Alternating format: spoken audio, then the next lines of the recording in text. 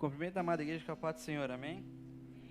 A igreja pode abrir a Bíblia comigo no livro de 2 Reis, capítulo número 5, versículo de número 11. 2 Reis 5 e 11. É muito bom estar aqui, desde o começo a gente já vem sentindo a glória de Deus, a presença. E meu irmão, não pare de adorar, não pare de glorificar, porque Jesus ainda está aqui, Ele está querendo se mover aqui no nosso meio, amém?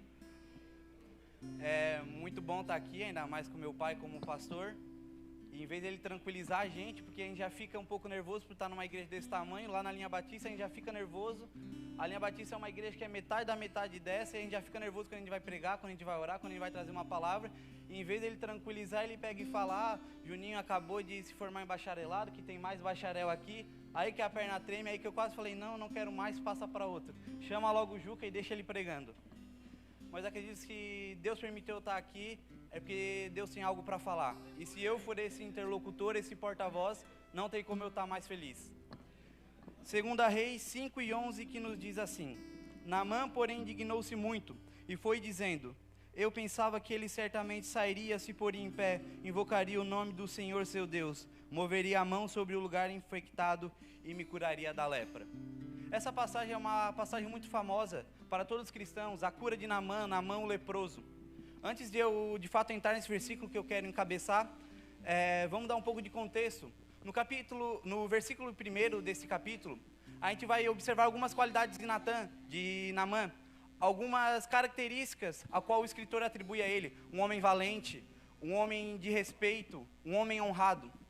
Porém, todavia, nesse mesmo versículo, vai ter um ali: mas estava com lepra, mas possuía lepra. A lepra nos tempos bíblicos significava imundícia, significava pecado, significava infecção.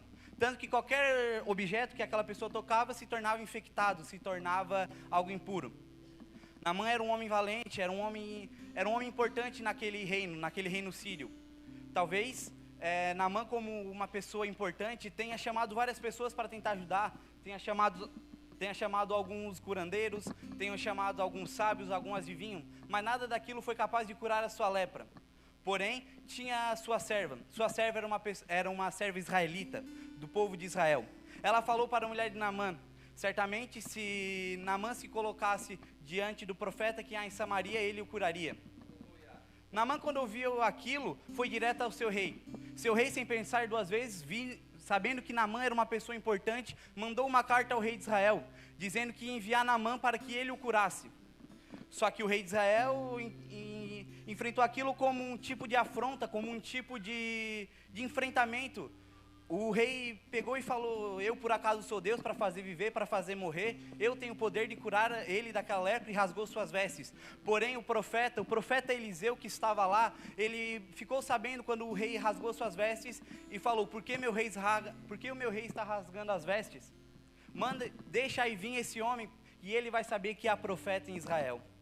Quando esse homem chegou até Eliseu, ele chegou com carros, chegou com roupa fina, chegou com dinheiro, chegou com vários bens materiais.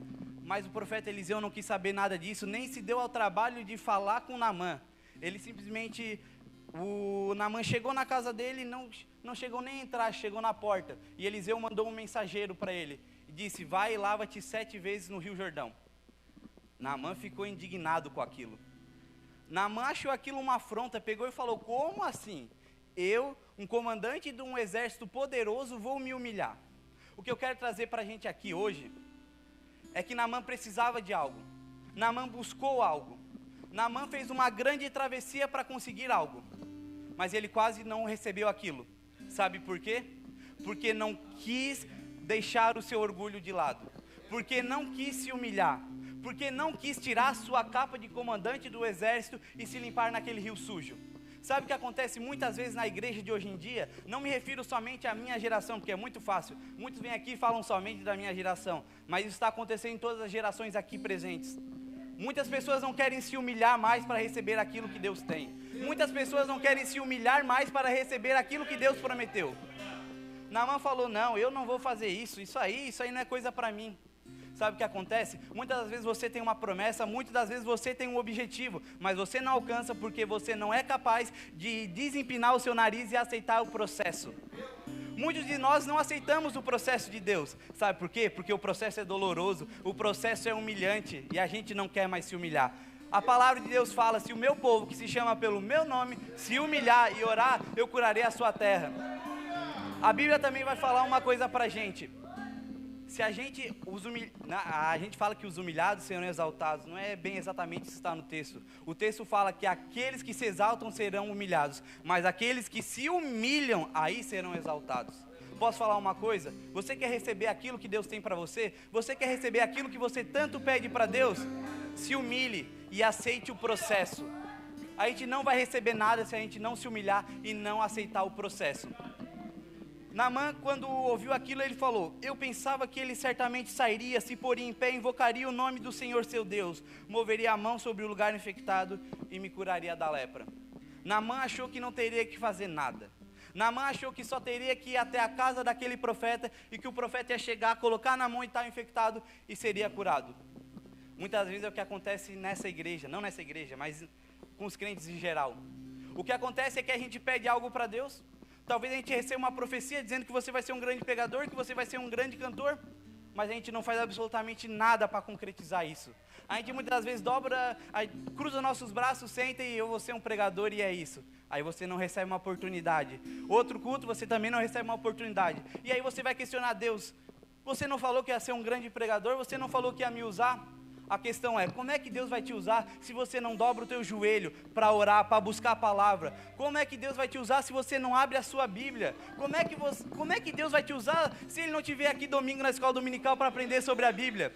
A questão é essa: a gente quer que Deus faça todo o trabalho, mas Deus não age assim. Está falando que Deus não pode fazer isso? Deus pode. Eu não coloco empecilhos no meu Deus. Mas o seguinte, vamos pensar da seguinte forma: Jesus, quando ele fez a multiplicação dos pães, ele não criou o pão, ele não fez surgir o pão do nada. O que ele fez? Multiplicou o pão que ali já existia. Quando ele transformou a água em vinho, ele não criou o vinho do nada, ele transformou a água em vinho. O que acontece é: Deus vai te usar com o que você tem. Deus vai te usar com aquilo que você possui. Mas eu tenho pouco. Deus multiplica. Mas o que eu tenho é fraco. Deus vai mudar, Deus vai fortalecer. A questão é: se você não tem nada, como que Deus vai te usar? 0 vezes 0 ainda é 0. Se você não tem nada, como que Deus vai te usar? Deus pode? Deus pode. Deus usou até uma jumenta para falar? Claro que Deus pode, mas a questão é: Deus usou apenas ela uma vez. Eu não quero ser usado apenas uma vez, eu quero ser uma constante na casa de Deus. Deus às vezes tem promessas nas nossas vidas que a gente não consegue alcançar pelo simples fato de a gente não aceitar o processo, não querer se humilhar e não querer fazer a nossa parte. E tem uma grande promessa, a maior promessa que Jesus Cristo nos deixou, que foi voltar para buscar a sua igreja amada. Só que eu falo de novo: se você não fizer a sua parte, se você não se humilhar, se você não buscar e se você não aceitar o processo, Jesus não vai vir te buscar. A salvação é mediante a graça, mediante a fé. E uma coisa que eu digo: uma fé sem obras ela é morta. Então eu posso te falar uma coisa: faça a sua parte.